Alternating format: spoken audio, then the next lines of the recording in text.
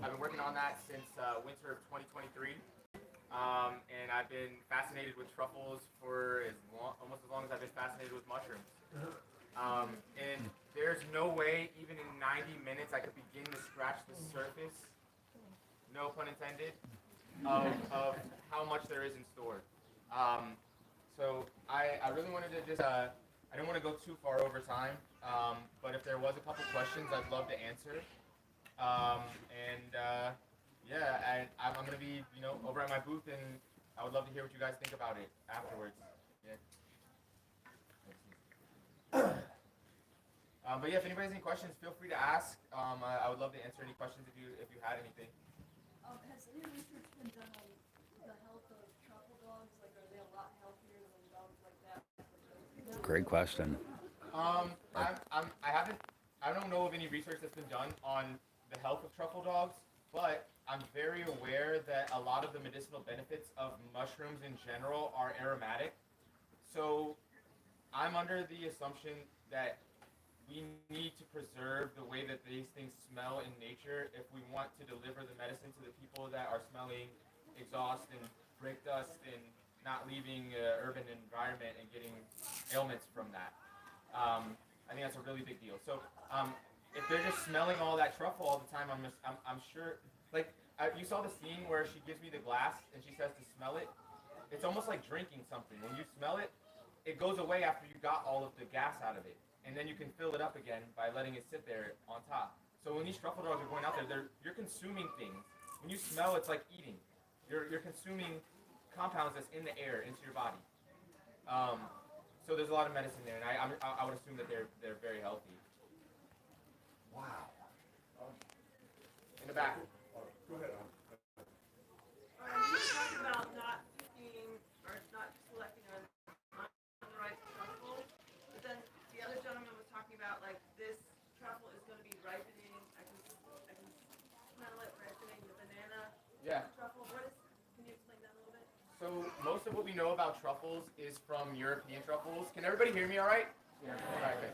Most of what we know about truffles is from European truffles, so the way that we treat truffle and the truffle culture is based upon those truffles. All truffles are different. The European truffles, if you pull them out before they're ripe, they will never start to smell. They will just be useless. So there are varieties, like the white varieties in Oregon that you want to pick ripe, but the black variety can mature after being picked. But if it's not harvested by a dog and it's too immature, it may never get to the point where it's worth it. So there's a lot of nuances. And with the European varieties, most of them don't last longer than a week from being pulled out of the ground. So it's very intensive getting around the world. There's varieties from Oregon that can last up to 2 weeks in the refrigerator. There's varieties from the Appalachian Mountains in North Carolina that can last 2.5 weeks in the refrigerator. So there's different varieties, and we're learning a lot of different things. So not all statements are blanket statements about all truffles. Just like not all statements about mushrooms are blanket statements about all mushrooms. There's a wide diversity of truffles as there's above ground mushrooms. Almost all above ground mushrooms that are mycorrhiza have evolved into a truffle. There are truffle amanitas, there's truffle chanterelles, there's truffle morchella, Seriously? there's truffle lactarius that will literally bleed milk when you cut them. There's a wide diversity of truffles, so they're all going to be different. Wow. In the backpack? The first thing that I was thinking of watching all this, I was wondering how sustainable this is actually going to be. I mean, how fast do they regrow?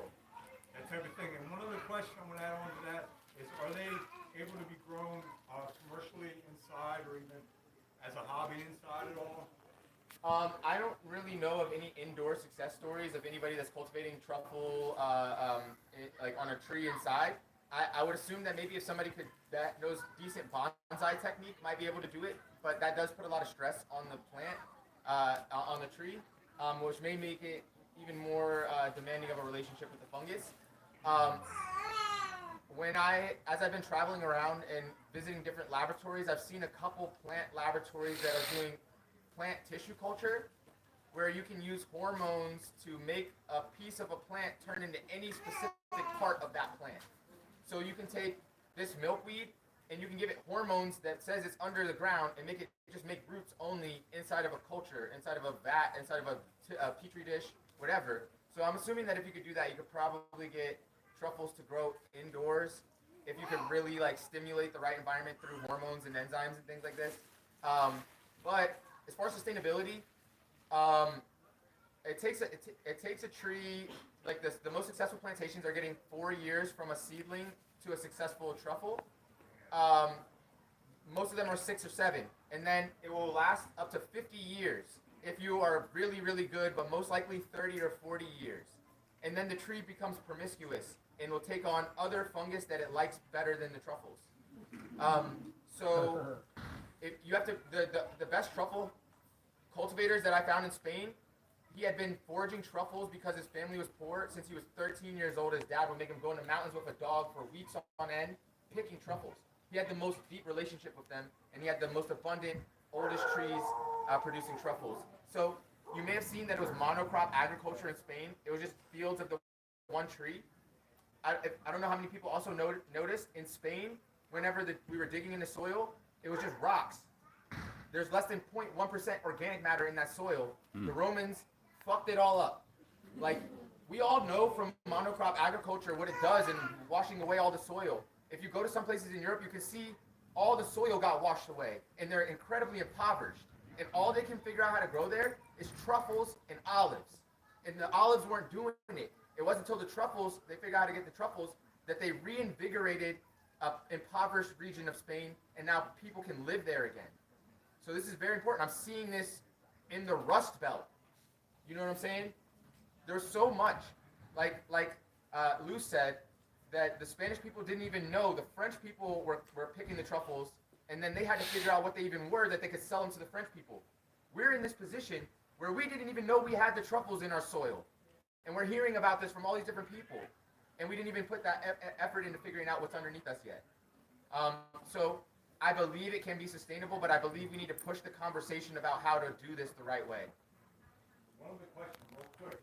Like years ago, I remember we hung out.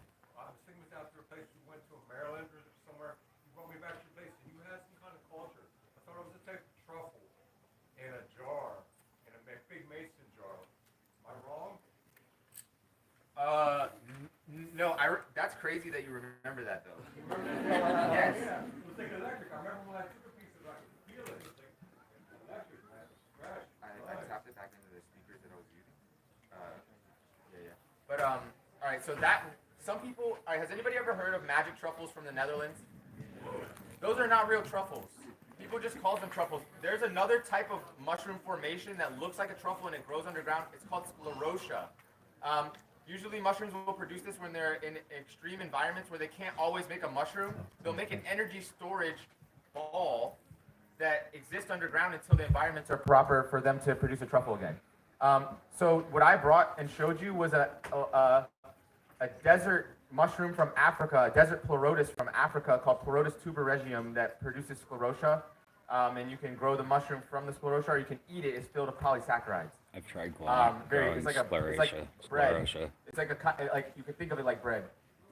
Like carbohydrate, like loaded. Other questions? In the center? Can you elaborate on the endomycorrhizal relationships? Ectomycorrhizal. Trees mostly have ectomycorrhizal relationships. Endomyco is like glomus. Arbuscular is what it's called. We call mushroom mycorrhiza or fungus that goes in the roots. We call them arbuscular mycorrhiza, and they have more of association with annual plants that you'll see in a field. In the forest, you'll see ectomycorrhiza that has relationships on the outside of the roots of the trees to the point where the tree roots do not touch the soil. The tree roots that are covered in ectomycorrhizal fungus, the fungus is the only thing touching and interacting with the soil for all nutrients and all water acquisition. It's intermediated by a fungus. So yeah, the fungus just lives entirely on the outside of the roots and has a relationship and helps the tree to get nutrients that it would not be able to access. And then the tree feeds it fungus food, sugar. Any other questions? Yep. Over here, and then I'll go back on the side. You didn't go too deep into it, it seemed in the film. Where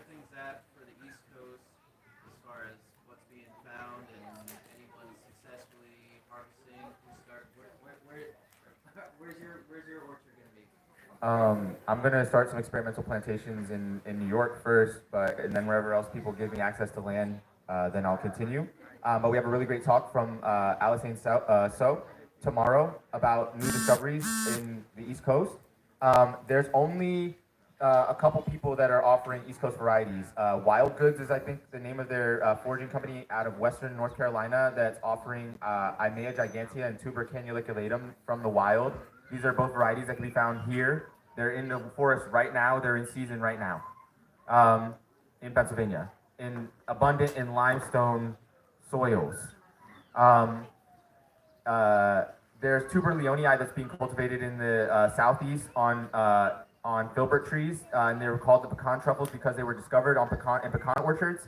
And then there's a company called Appalachian Truffles that has figured out how to cultivate Tuber canuliculatum, and they're growing them in Maryland and in Quebec in Canada. So that's a lot of native distribution of high value. There's so many high valuable truffles on the East Coast. Like Charles was saying, not all of them are big enough or smell. There's so many high value truffles on the East Coast, and that's all the business is. Like, what are we talking about? Like, you can join the National Truffle Growers Association, and this stuff is gate kept. And I understand because there's people investing tens of thousands of dollars to trying to figure out how to make this work. So the information that's why I made a documentary. I'm like, yo, you gotta pay, you get through so many paywalls to even find a lot of this information. But yeah, they can be cultivated almost all of the East Coast, and it'll be easier to cultivate native truffles than it takes a lot of energy to cultivate European varieties here. People are distorting their land to make it like Europe so they can grow European truffles in the East Coast when there's truffles already growing here. I'm really excited about the health benefits of truffles. I'm really into nootropics, and I think I've heard you say before that truffles are a nootropic. Can you speak a little bit about that? That's what kind of got me on this tip. I was listening to a talk at like 2017, 2018 Telluride, and this woman, Michelle Ross, was talking about cannabis and mushrooms, and she brought up this slide that said Tuber melanosporum produces anandamide, but it doesn't have an endocannabinoid system. So anandamide is an endocannabinoid that we produce. It's what cannabis mimics. It's what the molecule THC mimics. We have a compound, it's called the bliss molecule, makes us happy, and it helps regulate our metabolism. And truffles produce this, but they don't use it. So why would they be producing this? I didn't mention it that deep in the documentary. Like we talked on it a little bit, but like in nature, animals have to go find truffles because they can't spread their spores in underground. Right. Something has to find them and eat them and poop the spores out. So they made themselves incredibly desirable for the animals above ground to come find them in many, many different ways. So I don't want to press too long. I know people got a dinner coming up. I'll take one more question if anybody's got something pressing. Otherwise, you can come check me out at my booth. How does the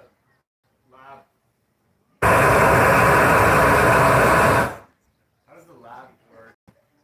Like for truffle cultivation differ from like other mushrooms? The lab work for truffles. It's really hard to culture a truffle on a petri dish, so there's not as much lab work like you would think.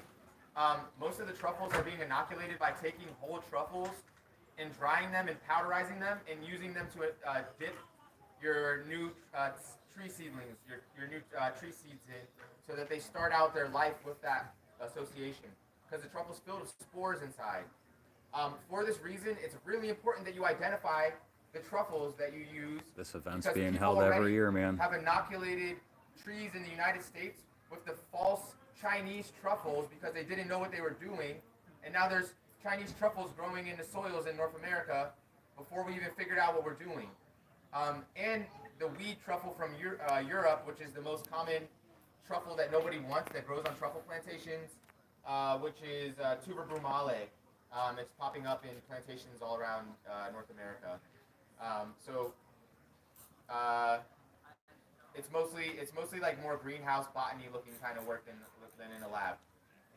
Yeah, it's the first weekend of every August. I appreciate everybody. Thank you so much. Come check me out at the booth.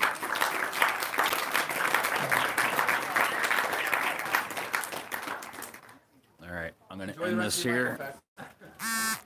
Michael We can take a walk around. I think they left. Ow! Been sitting on the ground for a little while. So, all right.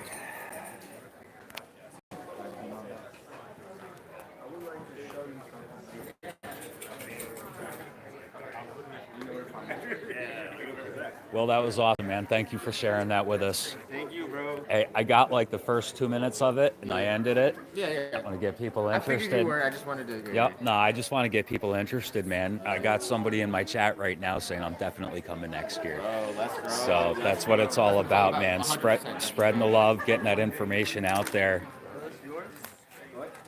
All right, we're gonna go for a walk. No. Hang them. I was gonna say hang them up right here where they're highly visible. Somebody will see them. I'm gonna go hustle at the booth.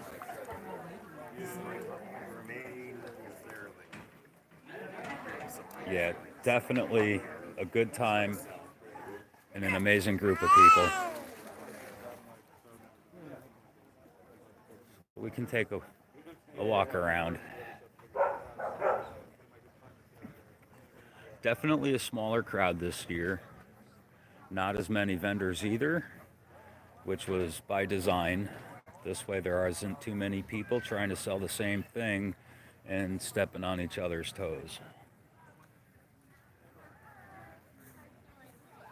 And the sun is just glaring out my screen, so if somebody says something, hey, how you doing? That was one of the beautiful people that got one of my charms that I made this year.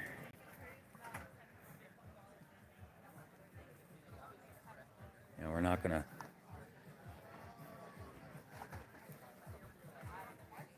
I can't point the camera in too many directions for certain reasons, so there's certain areas we're gonna be skipping over.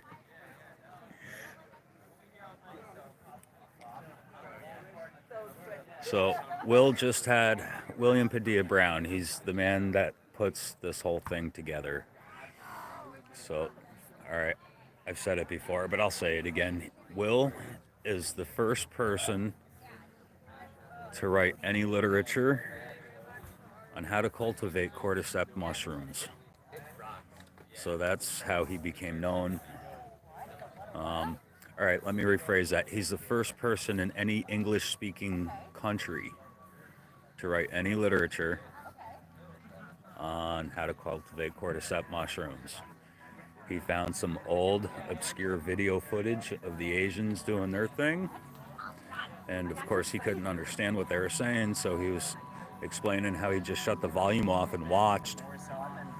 And after enough watching, he became familiar with what was happening. And he wrote a book and he spread the information for free, which is exactly what he's doing with his, getting the knowledge out about the truffles. You know, not many people realize that there's things happening locally. What's happening? But yeah, there's a lot of information to be shared out there.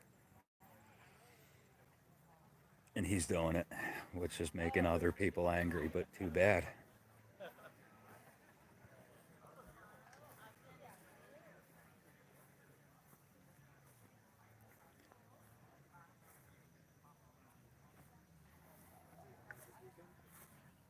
Very quiet today. There was a lot more people walking around before the film. So it's going to pick back up here. But I don't mind slow. Slow is nice.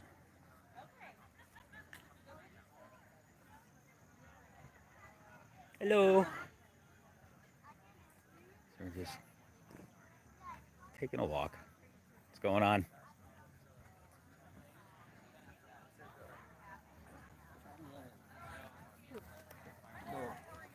Hello.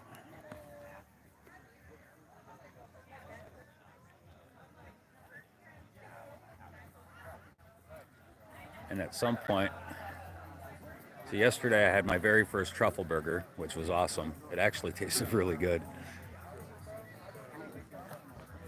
I don't know if he gave me the summer truffle or the winter truffle. So when I go back, I'll have to tell him I want to grab the other kind and check out the difference.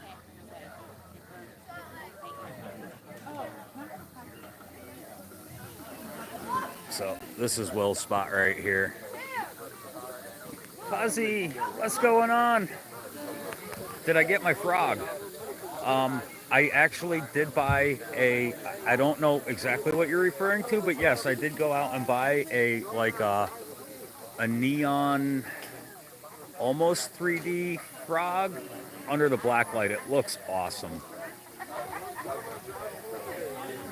So I streamed a little while ago, and I was just showing off the first couple minutes of William Padilla Brown's documentary on truffles.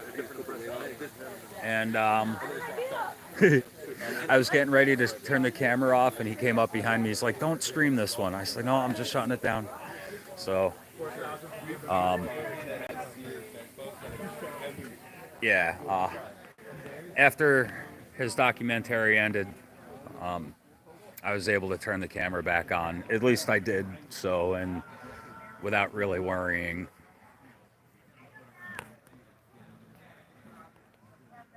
It's my buddy Maui over here with the guitar. It's my other friend Chris over there with the Rastaman hat.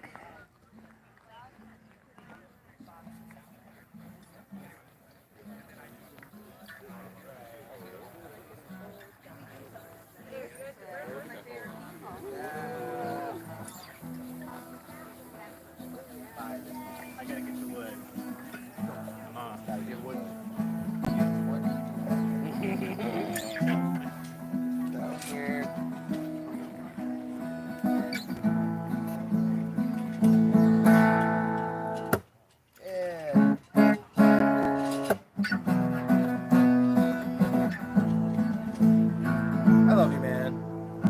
Love you too, brother. Thank you for being here. Thank you for having me, honestly. Check it out. Maui's got one of my Oh, yeah, my pendants. yeah. Oh, I've been looking at that Peep all it. day. That's one of them. I got it last year. It's Fucking fire. really, my eyes keep going to it. It's not my breasts. That They're too. down here. You know. And on that note, I'm going to end it here. And with that, we're done. Wish everybody much love, and I will talk to you all soon. Yeah. The guitar is gonna be famous. Yeah, I know. I got